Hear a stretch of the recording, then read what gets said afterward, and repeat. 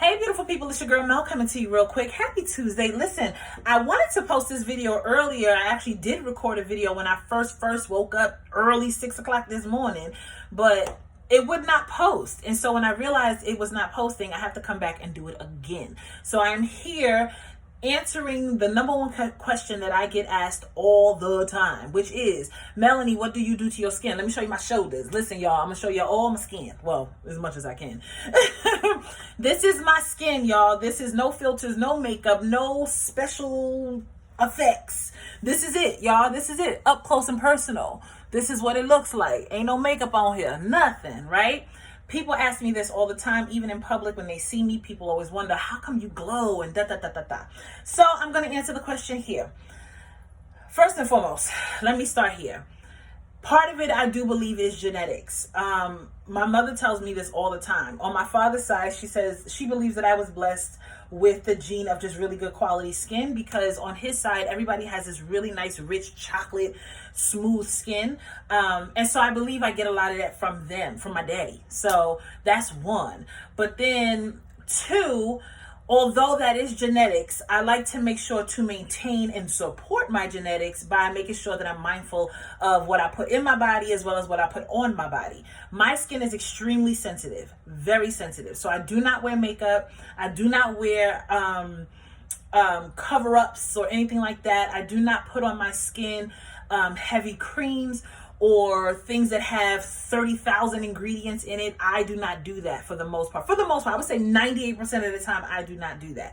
When I do decide to wear makeup, it's probably because I'm going out to like a really nice event, a wedding, an award ceremony, something like that. You know what I mean? Like, that's usually when I wear makeup. You will always see me, most likely, if I want to, in a lash, Blistex, and maybe some highlight under my eyebrows. Today, all you see me in is a lash and some Blistex. Blistex is my friend. I've been wearing Blistex since I was a child. I love Blistex.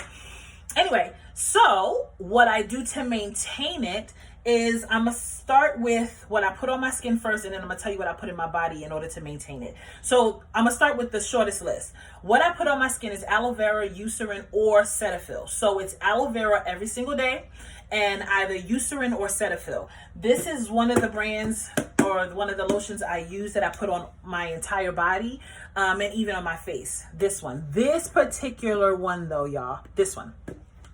And the reason for that is because it's fragrance free. It's for sensitive skin. It is like middle of the road as far as like lightness is concerned.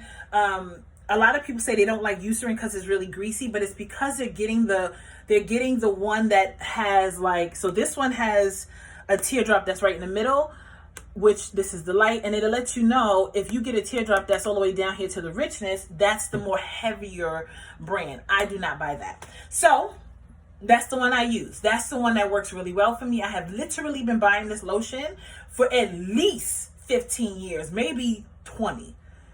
Yeah, probably about 20 years if I think about that now. Woo, yeah. So I have literally been buying the exact same lotion for about 20 years. I do not do well with shea butters and cocoa butters, like those heavy. I don't do well with that, especially not on my face. I do not do well with that. It clogs my pores and it is no good for me. So I stick with that. Aloe vera, people who know me, people who have ever seen me get ready, any of those things, you know I wear me some aloe vera. And I get that from my grandmother. My grandmother is the one who always told me to put aloe vera on my skin. My grandmother, I'll never forget, about 12 to 13 years old, and she would tell me, she would come over, and if she ever stayed with us or whatever the case was, and she would give us little tips. And she'd say, Melanie, when you put your lotion on, you make sure you get it on your elbows, your knees, get your feet, and make sure you get right under the booty. And she said, get it under your chest. And she would tell me these things, not to be inappropriate, but as women and even as men, y'all see your bodies, right? If you don't care for any part of your body, I don't care what part it is, it'll start to get like dark spots and it will look uncared for. So she encouraged me to make sure that I cared for every inch of my body. And so I literally have been doing that since I was a teenager. I mean, quite literally since I was a teenager. Aloe vera is my grandmother's number one secret. My grandmother is, I think, 75 or 76. She do not look nobody 75, 76. Okay. She looks amazing for her age. And so I say all of that, and I don't even want to say for her age. She just looks great. You know what I'm saying? So I say all of that to say, I think I do come from some good genes, but in order to support that, these are the things that I put on my skin.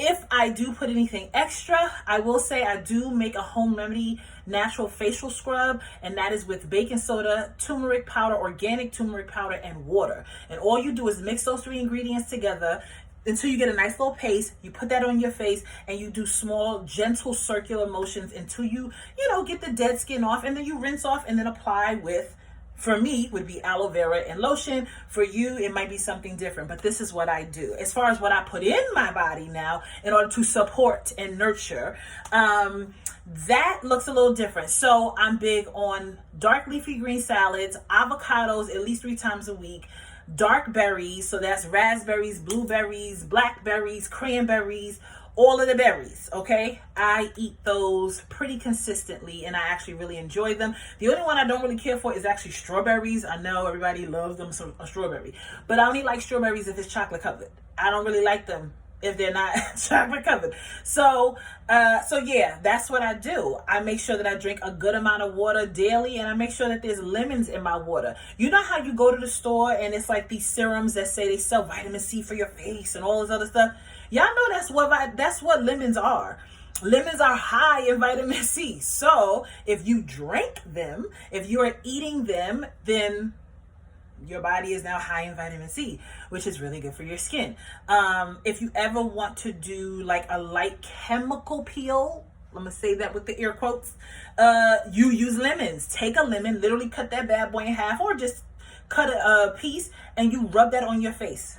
And you let it sit and dry, and then you rinse it off. Depending on how sensitive your skin is, the acid in the lemon may burn, but it is literally a natural, gentle chemical peel. These are the things that I do, but also I like to pay attention to what my body needs. So if my body is saying it needs more water, I give it more water. If my body is saying it needs more vitamin C, then I give it more vitamin C. If my body says it needs more moisture, as far as like cream or oils or anything like that, then I give it those things. And when I do give it those things, I always give it the best quality I can find. Also, the things that actually work well with my skin. Rose oil is a plus for me. I don't know for anyone else, but for me, that works amazing. Grapeseed oil is also great. Jojoba oil is also great, or people sometimes say jojoba, but it's jojoba. My mother's secret is tea tree oil. Tea tree oil is very light, but it is a great astringent. So when you want to clean, like if you get a pimple, you want to clean it up, put a little tea tree oil on it. If you want to, right before bed, if you do have any kind of routine that you do, take a little tea, after you rinse or whatever you do, take a little tea tree oil. Not a lot. Dilute it, especially for those, again, who have sensitive skin. But yes, make a spritz out of it. Put that on your face. It's a natural antibacterial, antiseptic, all of those things. So it helps to keep your pores actually clean. So when people are asking me, what do I do? There is no one set system that I do. It literally is a combination of just listening to my body, paying attention to what it needs, and then giving it just that. So, yeah. I hope that this video posts. I hope that I answered the question, and I hope that you guys fully enjoyed it and received everything I had to say. I actually have to go get ready to go feed these babies for their homeschool lunches, because I also do that, y'all. I'm a mama.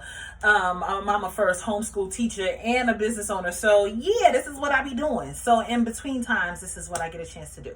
So I love y'all. I'll speak to y'all guys very soon. If you have any questions, let me know. Leave a comment below, whatever the case might be. And actually, I might have a part 2 to this, because there's something I am leaving out, but I will put it in another video. All right. Love you. Bye.